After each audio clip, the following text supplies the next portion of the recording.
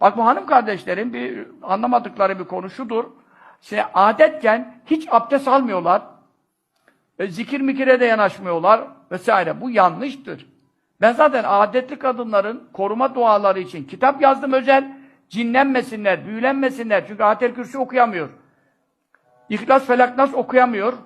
Kur'an'dan koruma 33 ayet-i kerimeyi gece muhafazaatlerini okuyamıyor. Bundan dolayı hanım kardeşlere musallat olan cindir, büyüdür, sihirdir. Bunların ekserisi abdestsiz, namazsız dönemlerinde vuku bulduğu için. O kadar emek ettim, gayret ettim.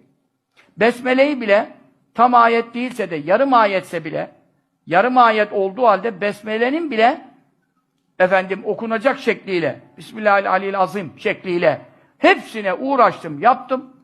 Bu taraftan Arapçaları yaptım, bu taraftan Türkçeleri yaptım. Hiçbir kimse bu kitap neye yarar